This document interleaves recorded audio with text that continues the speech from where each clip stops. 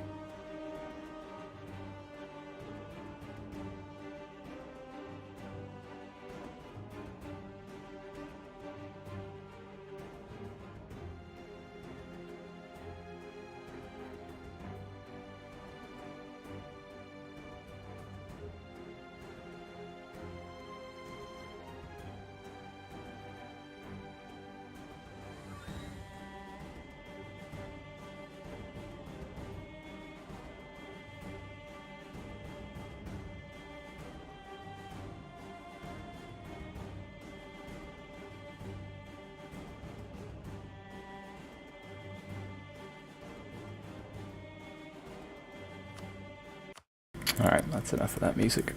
Yep, so this is the end thing.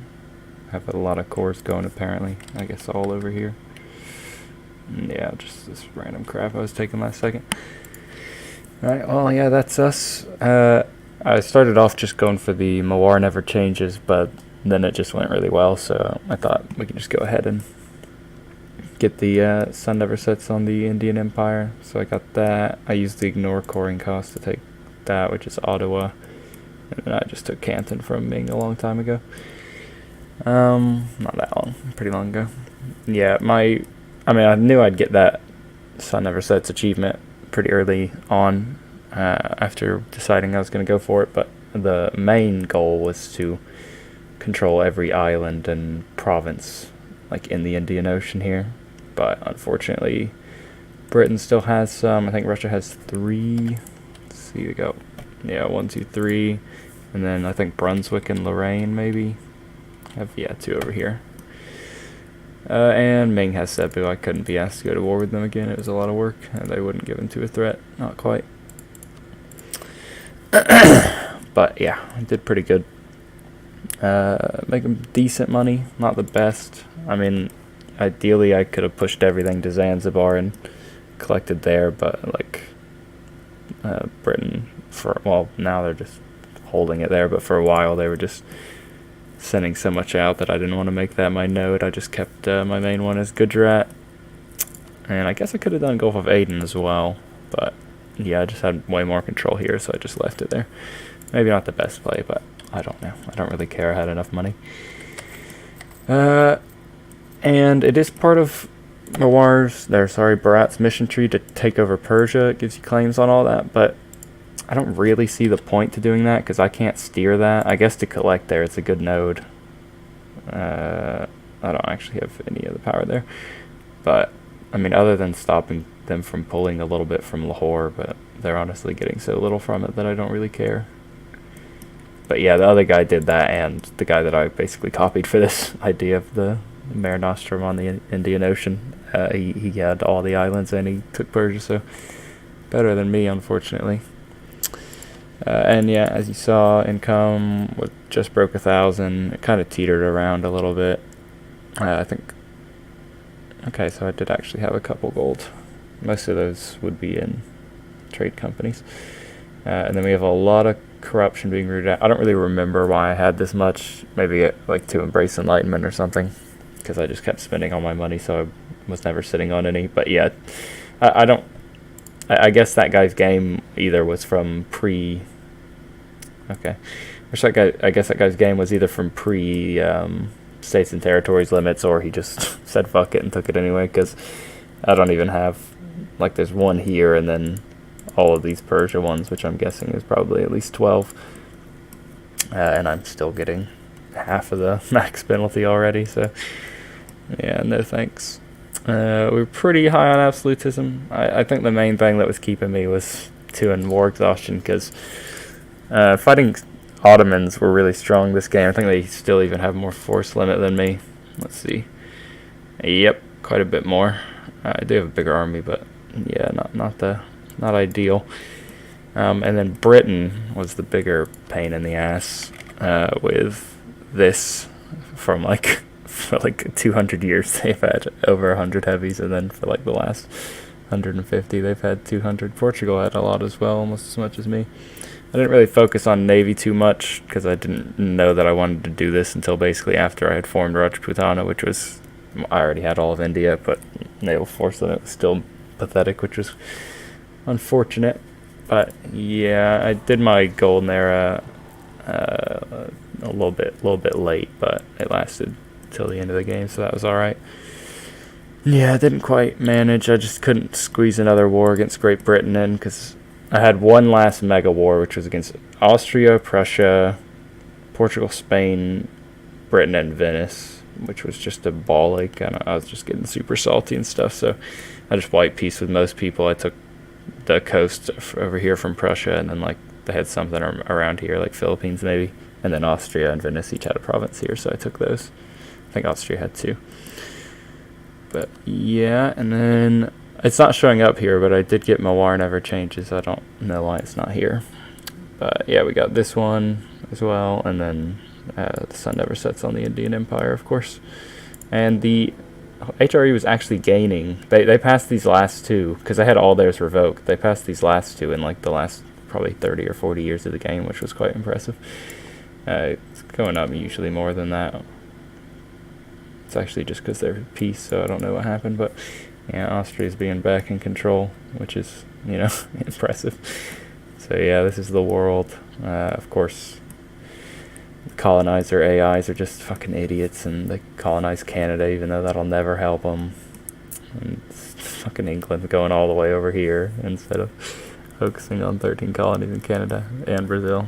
Anyway, yeah, so I didn't quite even hook up this because of Russia, and they also would not give in to a threat of war, unfortunately, for Mozambique. But it was alright. It was alright. I enjoyed it. I didn't quite finish all the text just from because I kept having to core stuff. Did have admin ideas and everything. Took Barati ideas, but yeah, didn't quite manage. I couldn't do this either.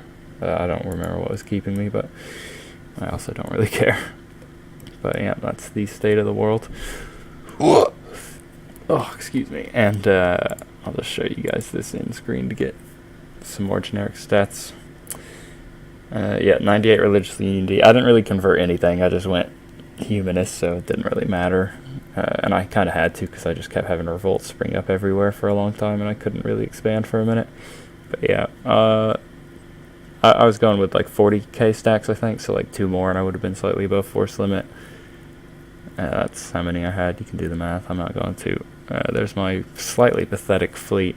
And my naval tradition was so low because I hadn't protected trade in like 100 years because I was just using my fleet to ship around to fucking Europeans to get stuff. That war against Great Britain, the one that I took London, is the biggest ball ache I've ever had in this game. And I didn't quite finish economic as well because I didn't have the admin for it. But yeah, pretty alright. Had 600 almost provinces. It was a fun campaign. Wouldn't do it again.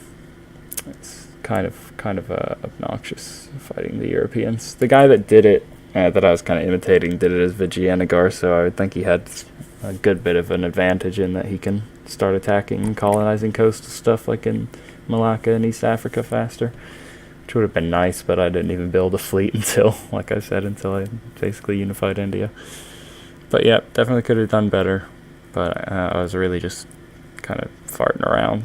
Mawar is very strong, especially with the Rajputs. I mean, I just non-stop conquered India. I didn't have to worry about manpower or anything. It's pretty silly, but I guess that's what I paid for Dharma for. Yeah, and then everything was the largest except Navy, sadly, because fucking Britain, and I guess Spain or something. Somebody was ahead of me.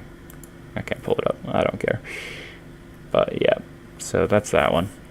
And I'm going to end the video now. Goodbye.